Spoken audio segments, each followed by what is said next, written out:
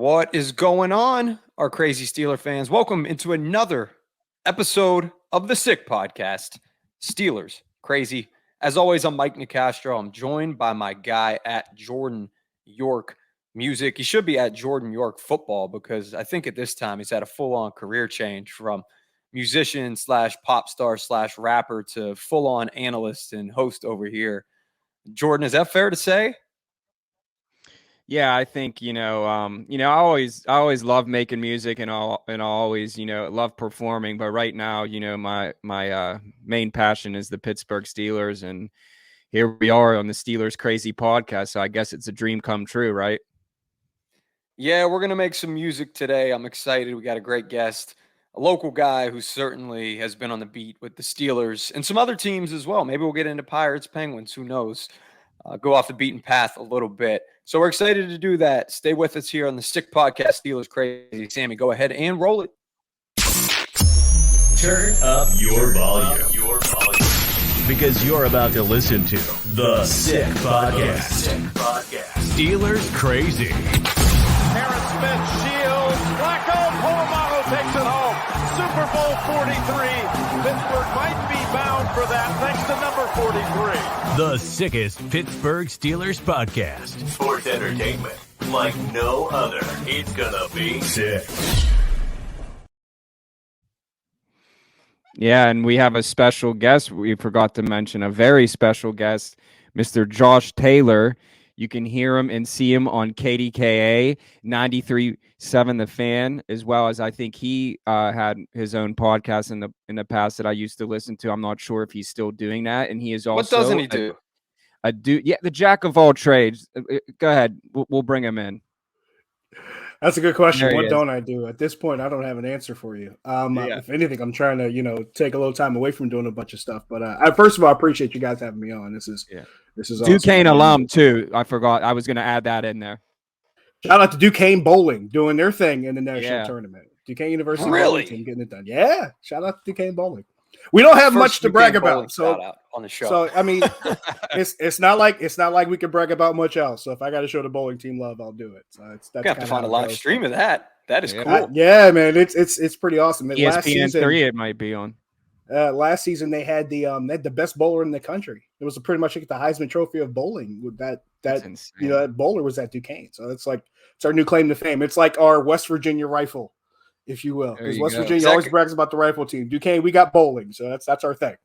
Is he getting 300s? 300s every time? It's like that's what it is at the top. I'm guessing that's what it is. I mean, I have a niece that bowls in high school, and she's pretty good. I don't know if she's doing 300s every time, but I'm guessing it's somewhere near that level because that's just. I still have to use the. It's something I'm not capable of doing. Exactly, it's a skill that I do not possess. So more power to him. Definitely. So we'll make the transition right away. The reason we have you here, we are the Sick Podcast Steelers Crazy. What do you make of the Steelers offseason thus far? It's one that I didn't expect, honestly. I had the question of how are they going to fill so many holes and try to address needs in the draft at the same time. I didn't know if they were able to do that, especially with a new, this is Omar Khan's first draft. He's got Andy Weidel by his side for the first time because this time last year it was Kevin Colbert doing it on his way out the door. So it's an entirely different situation, but they had a whole offseason. They had a whole college football season and everything to scout and get their eyes on players and prospects and everything. So this is where all that work that they did at the beginning, here's where it all comes to fruition. So I was very curious as to how they would handle the offseason first off, because we knew there were definite needs, and how they would approach the draft. Well, at least we know now what's happening as far as free agency. I expected them to fill some holes. I didn't expect them to fill as many holes because we knew there were needs. We knew there was a need on the offensive line. We knew there was a need on the defensive line, and they filled those areas. I didn't expect there to be as much addressed as far as linebacker. I didn't expect there to be that addressed. There's as much as far as the safety position, as much as the corner position goes. Patrick Peterson was not on my list of things that I expected. Keanu Neal was not on my list of things that I expected. If anything, I expected maybe Terrell Edmonds to be back for another year. So a lot of the things that I think a lot of people probably didn't have on their bingo cards, they're getting covered up here, and we haven't even approached the draft yet. And I think that's really, it's good in two different respects. One, it helps you, if at the very least, it helps you build depth after the draft is over. So now you have places, different positions stacked. But it also gives you an advantage going into the draft because now teams don't know what you're going to do. They don't know exactly which guy you might go for. They don't know exactly which position you're going to value among others. And you'll talk to former GMs, and they'll tell you one of the most stressful parts about the draft, and one of the most complicated parts or challenging parts, is trying to understand A, what other GMs are going to do, and B, not letting them know what you're going to do. It's kind of a chess game in and of itself. But they managed to do a lot to make that chess game a little bit less obvious for them. There's going to be more guesswork involved as far as what the Steelers are doing. And I thought that was really important to do. And it was something Kevin Colbert's been doing for years. But now Omar Khan steps in with Andy Weidel, and off the hop, they addressed offensive line immediately. Yeah. And brought in a couple guys that help with the offensive line.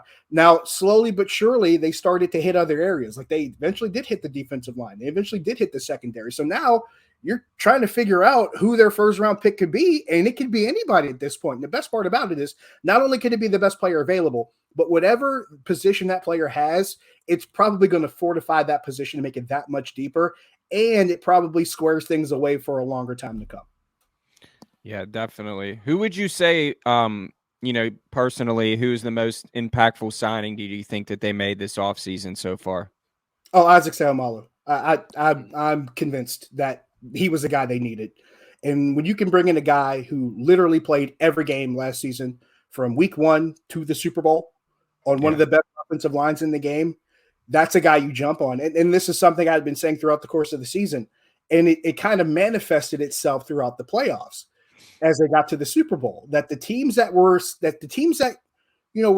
continuing to have success down the line. And as the season wore on, now Philly was good for pretty much the entire season. Kansas City was good for pretty much the entire season. And a large part of that was their offensive line play. Their offense was so consistent because of their offensive line play.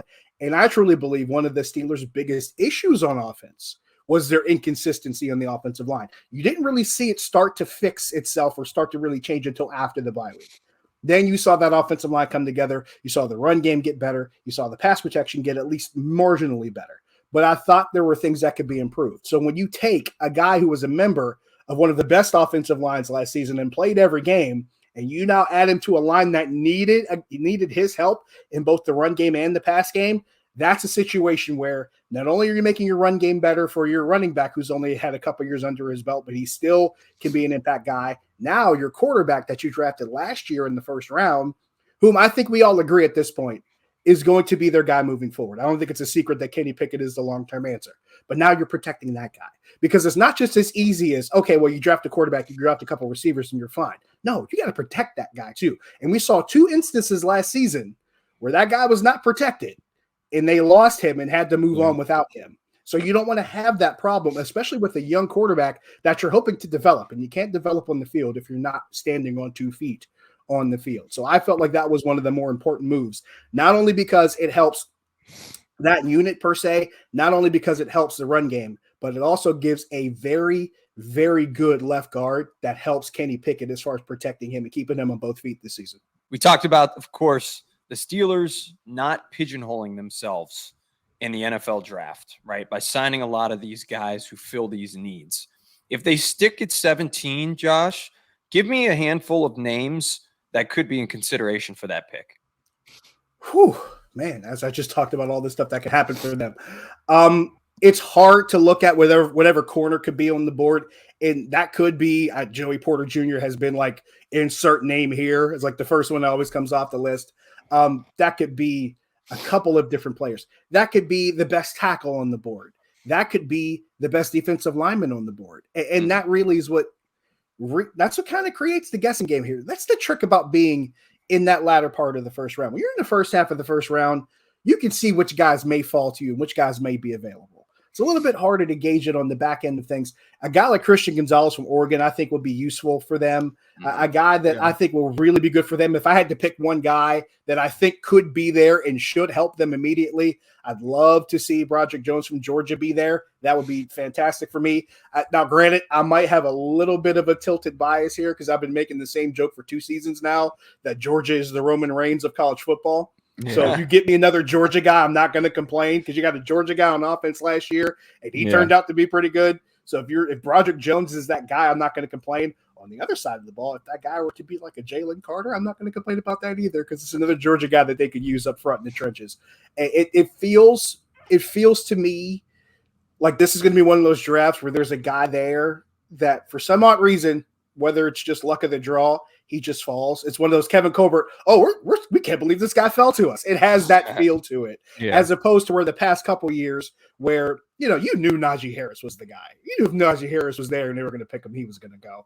And then you saw it unfold last season where you knew once they got past the mid-teens that if Kenny Pickett was still on the board, there was a good chance he could be a Steeler. Then after the 19th pick goes, you're sitting there going, this is really going to happen. He's really going to be a Pittsburgh Steeler. So even when you weren't sure if he could be there, you knew if he was there, it was probably going to happen. This has more of that, hey, we can't believe this guy fell to us kind of feel to it because I think there's 3 or 4 guys that they probably really, really like. And I think they're also aware of the fact that, maybe 2 or 3 of those guys may not be available. But I'm thinking best corner available. I'm thinking best offensive lineman available, or maybe even best defensive tackle or best defensive lineman, whether tackle or edge available. It's really, I think it's really a win in any of those situations, like I mentioned before, because those are all situations where on the defensive line, you need to get younger. We know this. Cam Hayward and anybody who has been anywhere within 5 feet of me knows how high I hold Cam Hayward in regard. But I also understand the fact that Cam Hayward is approaching his mid-30s. Granted, I'm 41 years old. I wake up hurting for no reason.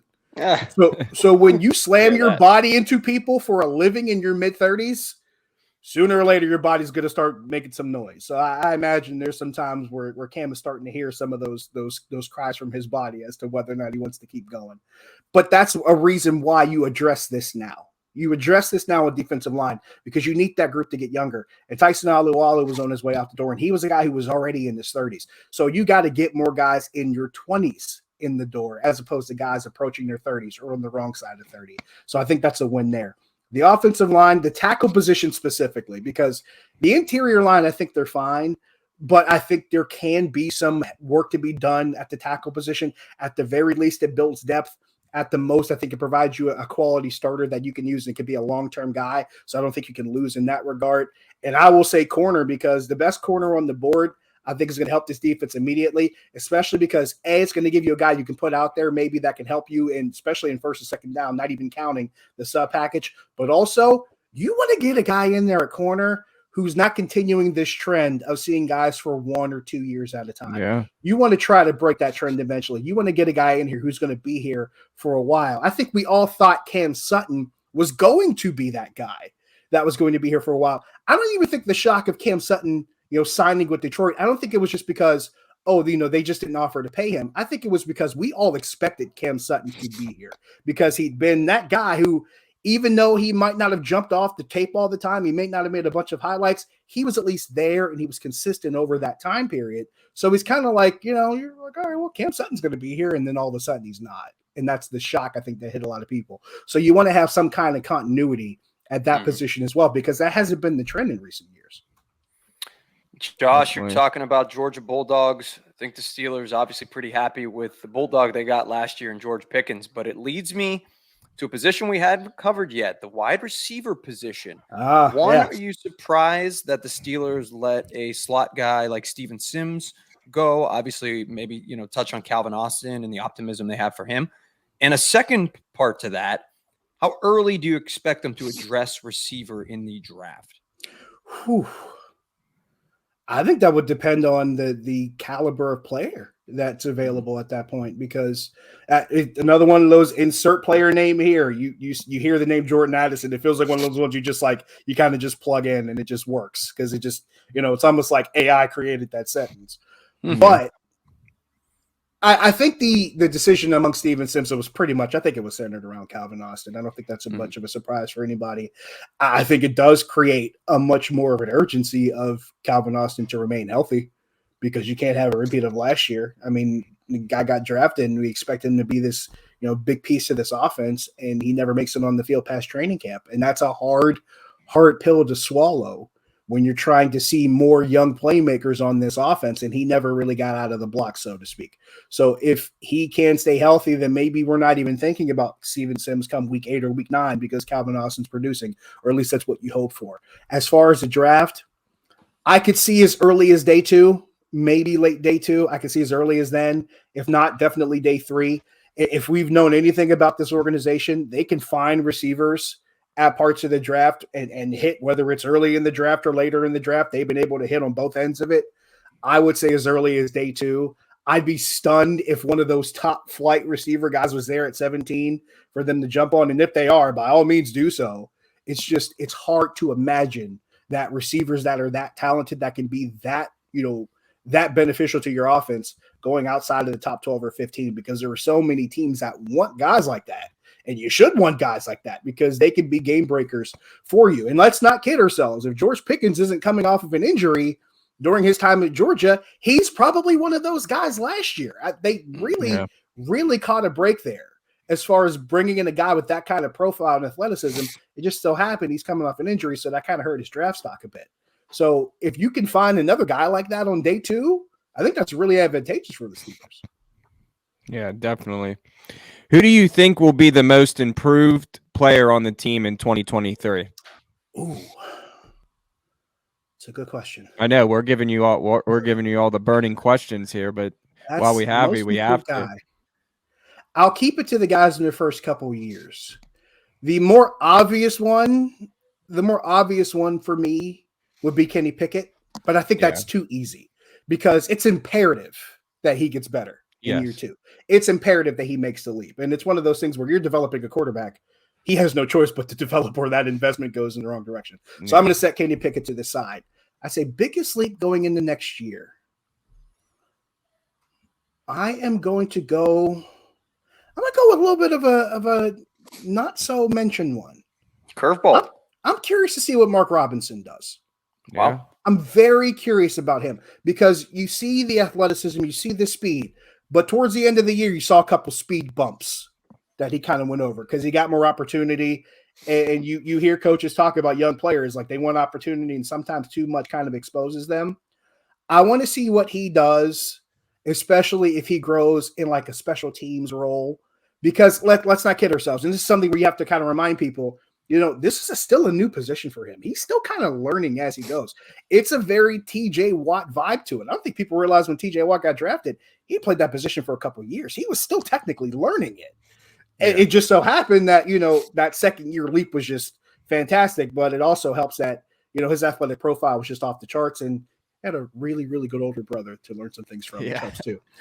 As Mike Tomlin would say, he probably got some of the answers before the test. But for Mark Robinson's perspective, I'd like to see what he does as far as having maybe a bigger special teams role. I'd like to see what he does. Now, granted, he's already got 2 guys in front of him in the depth chart, but I'd like to see what he does as far as growing and developing into that role, because you guys all know this. All it takes is one injury to give another guy an opportunity. And you hear Mike Tomlin say it, one guy misfortune is another guy's opportunity. So if Mark Robinson does get that chance, especially if he's playing well on special teams, then he becomes another one of the guys that kind of follow that progression. Think back to years past of really good players on this defense that started out as special teams guys. Remember, Joey Porter was a special teams guy starting out. Ike Taylor was a special teams guy starting out. Troy Polamalu was a special teams guy starting out. These guys got their opportunities first on special teams and then grew into that role and became productive players. James Harrison was a special teams guy starting out and grew in, and all it took was Joey Porter getting into one fight in Cleveland with William Green before the game, and all of a sudden here comes James Harrison bursting onto the scene. But it does come back to, being able to develop at that pace in the role that you're given. And then when your opportunity comes, you shoot right out and you're ready to go. So I'll say Mark Robinson. I like that. One more question before we wrap it up and I swing it over to Mike. What do you think that Matt Canada specifically has to do to change the perspective, of him in Pittsburgh? A lot of the times, it's when the offense isn't doing well, he gets all the blame, which a lot of it is him, but it's also, it's a team effort.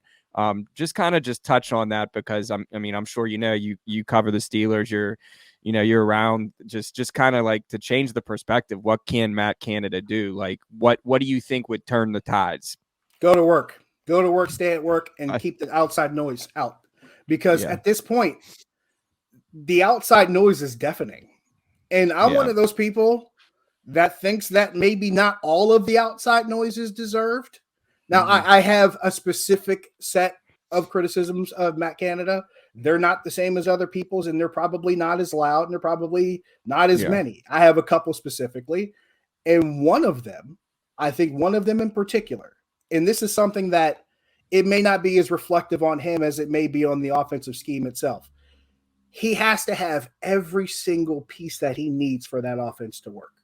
Yeah. And if you don't, then it all kind of falls apart. So if you don't have that receiver that can make plays at a certain position, if you don't have maybe, enough horses on the offensive line that can actually provide space for your running game, everything else kind of crumbles around it. It's kind of, everybody has that one uncle that has that old car that he drives around, and he's the only guy that can keep it running. It's kind of that situation. It feels like that from time to time when it comes to Matt Canada and that offense. And I think we've seen, particularly when he was at Pitt, when you have all the pieces, how it can work.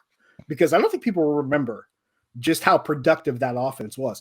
I find it funny because you'll hear Pitt fans, 42-39. Well, Matt Canada was the offensive coordinator that helped you get the 42. There's that big win against Clemson. Yeah, Matt Canada was the guy that dropped 40 on Clemson. Well, his offense dropped 40 on Clemson in Death Valley to win that game. But he also had all the pieces you needed to make it work. He had a really good offensive line at Pitt with veteran guys that were, either junior, seniors, or fifth-year guys. He had, at least some talent at wide receiver that could do specific roles. He had guys like George Aston and James Conner that can do those roles, that can fill those roles at running back. But now you're starting to see those roles get filled here. You have Najee Harris. Now you have a Connor Hayward who can fill that George Aston type role. He can run the ball. He can catch. He can block. And we saw him make some plays last year that not only helped them win games, but close some games out. So now you're seeing those pieces get filled. So now if all of those roles, we're assuming all of those roles are going to be filled coming into the season. And if they are, go to work now. Go to work now. Forget what's being said around you. Go to work. Improve that, hey, when you have everything you need, this is what it has to be. Because I don't think he had everything he needed last year. I don't think Kenny Pickett and Mitch Trubisky had everything they needed last year. And I thought the changes that they made both mid-season, after the season, and the changes you're going to see coming after the draft are going to reflect that. But now if you got everything in front of you, you're without excuse now.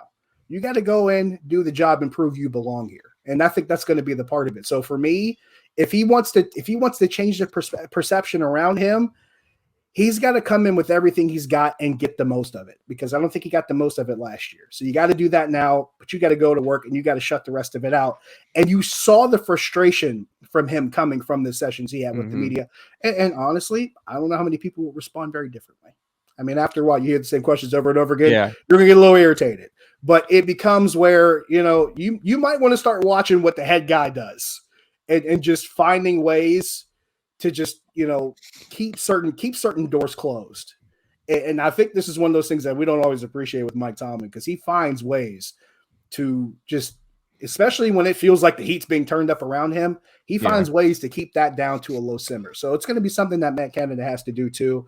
But for me, I think it just comes down to show up every day, do the work. Don't worry about the outside stuff. Just make sure you're covering your end.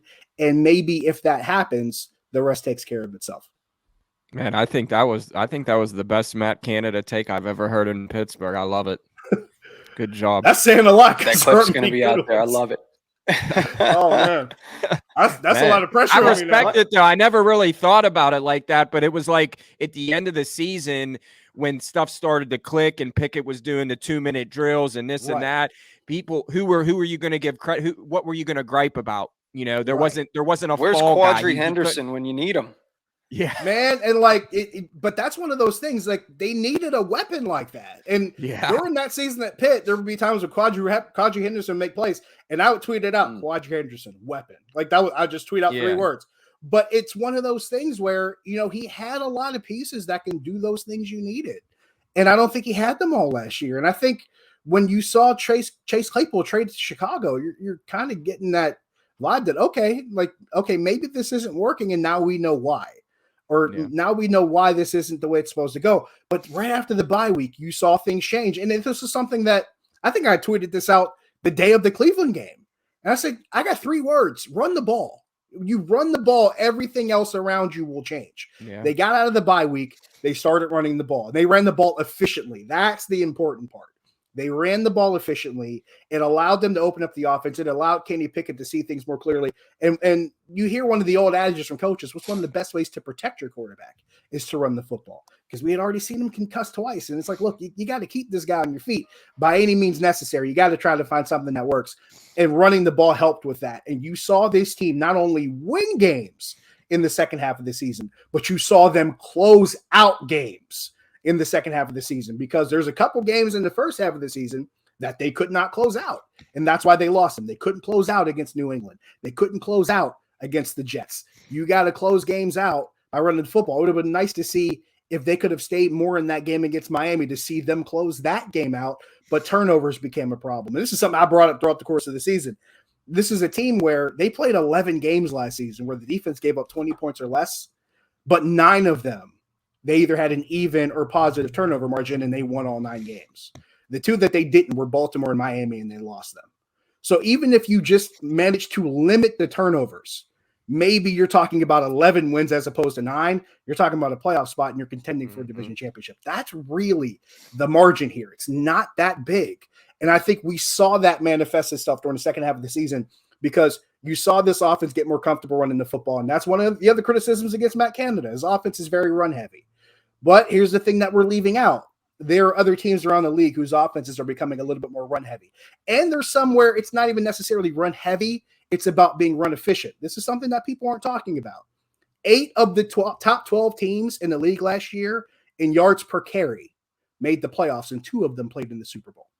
So it's not even about running for 200 yards a game. But if you can average 4.5, 4.7, 4.8 yards a carry, Philly and Kansas City, 4.7, 4.8 respectively.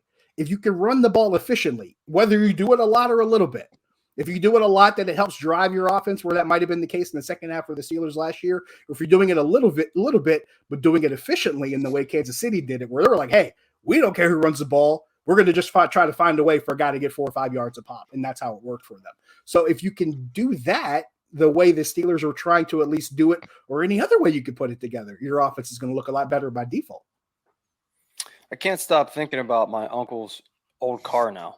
It either smells like one of 2 things every time. It either smells like somehow a perfectly brand new car, Yes, or cigarettes. Yes. to your point, I had an uncle, and I have siblings and cousins that can attest to this story.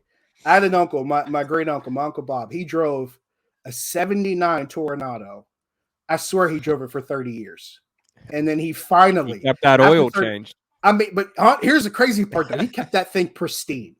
He kept it pristine. Like seats, like the original upholstery was still in there. It still had the same 8-track. Like it was insane how well he preserved this car. You couldn't even bring a bottle of water or a can of pop in his car. Like you were not allowed to even bring food in his car. He was all about it. And we made fun of him for years. Like, oh, come on, you gotta get rid of this car. Like, come on, man. This car's older than some of your nieces and nephews, man. You gotta do something about this. He was like, no, man, this is a good car.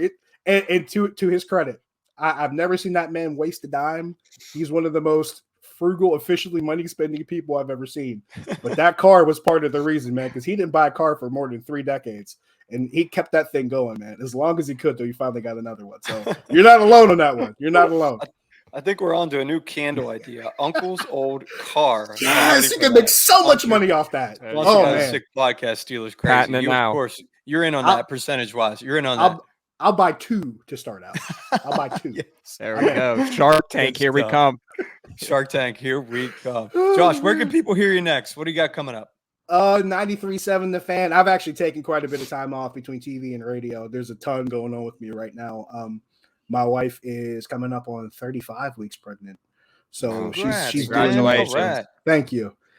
So we're coming down the pike here as I've been taking some time and trying to help her around the house. Plus, we have a 2-year-old running around, so that makes it even more interesting. Doing a lot of work around the house, just trying to get the nursery set up, because that's a big thing when you're about to become a parent. You got to get the nursery right. You got to make sure that's there. And it's got to be done before the kid gets here or you kind of miss the point. So we're working on that too. But 93.7 The Fan, I'll be back within the next couple weeks. I'll be back on TV at KDKA this upcoming Saturday. So I'll be back there this weekend. Kind of strange having a couple weeks off, just doing stuff around the house and doing dad stuff to get back to work. But I'm eager because it's draft time. So if there's a time to get back to work, you get back to work in draft time and draft season. It's going to get kind of nuts. And, people are going to really get excited about it. And plus, not to mention the fact that, don't look now, but the Pirates are winning some baseball games. So that's interesting. At least try to ride it out as long as you can. See how long this wave stays at the crest. So it's a good time to get back into it.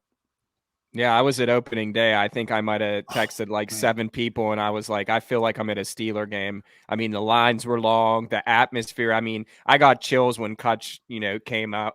AJ Burnett's throwing out the first pitch. I'm like nostalgic. I'm back in high school. I'm like, man, this is just like, I want this. I want, I witnessed, multiple Super Bowls, in my time, this with the Steelers. So I tell everyone, like, would you rather have another? Yeah, I always want the Steelers to win the Super Bowl, but I cannot imagine what this town would be like if the Pittsburgh Pirates won a World Series.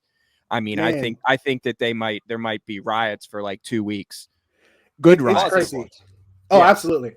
It's crazy. There was a time, God, this is probably at least Penguins too. I mean, I seen, back to back. So it's like the Pirates. I'm here. I'm waiting. I'm still here, baby. Yeah, I've seen a bunch of those in my lifetime too. I want to say it was almost 15 years ago. I interviewed Bob Costas at an event on Pitt's campus, and I asked him about the event itself. It was an event celebrating Pitt 100 years of athletic achievement and as far as African American athletes. And I asked him, said, what does an event like this say about Pittsburgh as a sports town? And he immediately went to, he's like, you hear about the Steelers, you hear about the Penguins, and you know about what Pitt's done over the years. He said, but if the Pirates could figure it out, he said, this town would lose its mind. And you like the way his eyes changed, because he goes, he's like, the genesis of this city be growing as a sports town, the genesis of it was the Pirates. The Pirates were the ones that really started that string of Pittsburgh really becoming that city that people noticed. The Pirates were the ones that started that ball rolling. Then you saw the Steelers come along. Then you saw the Penguins come along, and there were, obviously there were some great moments with Pitt along the way. But it was the Steelers that it was the Pirates that started that cycle. So when you hear somebody from the outside talk about it, it kind of reinforces it. And I was at the wild card game 10 years ago. I was there. I was working in Arkansas at the time. I was working in Fayetteville as an anchor. But that was like the week after my birthday. I think I had just taken that week off. And it just so happened the wildcard game fell during that time period. And one of my really good friends bought me a ticket to the wildcard game as a birthday present. She's like, we're going together. So we went. And, oh, man, one of my best friends. And shout out to Stacy Gold. We've been friends for almost 30 years. But it was one of those atmospheres where it's like where you can tell people I was there at the wild card game. And then you heard the discussion of, where, it'd be nice to have a blackout for opening day. And you're going, hey, if a blackout's going to happen, like you can't toss out a blackout at PNC Park and have it fall flat. If you're going to talk blackout at PNC Park, it's got to be a big deal because the wild card game in 2013 set that standard. It set that bar of, if you're going to have a blackout, it's got to be nuts. I hate to try to, parallel things, but when have you ever seen a lame whiteout game at Penn State? Whiteout games aren't lame. Yeah. They're nuts. They go crazy. They're nationally televised. There are people everywhere they're losing their minds. So when you get a blackout game at PNC Park, especially when you know what the first one was like, you have to meet that challenge. And to their credit, to the fans that are at opening day, Jordan, you among them, you guys met the challenge, man. And from just what I got to see and hear, granted, I was listening to some on the radio, I was watching some too, and it was just, awesome. It took me back there. It took me back to 2013, and I wished I was there, but to be there in 2013 and kind of see that recreated, it was cool for me. Yeah, really, the pitch clock is also great. That was my first time, obviously in person, I watched it, but it was just like, it makes the game so much faster. I think people who are there just to enjoy the views, I think they're more engaged in the game. So I think that with technology, there's certain things that we can do to make sports better. That's a win for the MLB, I will say. I haven't heard many of the pitch clock or good takes. I'll agree with you though. Yeah. And probably because I covered quite a bit of college baseball. Yeah. In my career. And college baseball, there was a pitch clock, and some of the conferences had a pitch clock. So it wasn't like it's completely unfamiliar to me. I've seen it before. And I feel the same way because you hear people say, oh, well, baseball needs to be like it was. Well, baseball games were shorter back then too. Like we can talk about how the game needs to be how it used to be. Well, games used to be within 3 hours. It didn't take, 3.5, 4 hours, and sometimes 4.5. When you can shorten that game time down, and I understand that the novelty of baseball not having a clock, I understand that part. But at the same time, baseball didn't have a clock, but it also didn't take all night. Yeah. It also didn't take up hours of the day. People got to go to work the next day. People have kids. Yeah. Kids got to go to school, whole 9 yards. Not to mention the fact that back then, when you had that specter, games were mostly played in the afternoon. So you didn't have to worry about them being out all night, or you didn't have to worry about going from 7 to 11:30. Now you get them in, hope you get them within 3 hours, maybe 3.5, and you still get to watch a good game. I think that's a win for everybody. Definitely. Well, we really appreciate you having here. I'm glad we not only got to talk some Steelers, but talk some other Pittsburgh sports. And there he is, Josh Taylor, HD. Yes. Shout out to Duquesne Bowling. Yes. Bowling. Man, and we really appreciate. We know you're busy. Congratulations on the soon-to-be kid. We know you'll be a great dad. I know that's one of your biggest accolades. I see it in your bio, so that's awesome. But yeah, man, we'll definitely best job have I've you ever on. Had. Definitely, I can. Of all of them, it's the best. It's all of the jobs I have. It's the one I enjoy the most. Definitely. Well, you're a part of the Sick family now, and we'll definitely have you on. Closer to the season and talk some Steeler football. Thanks again, Josh. man. Appreciate you, fellas. Awesome time. Thanks, man.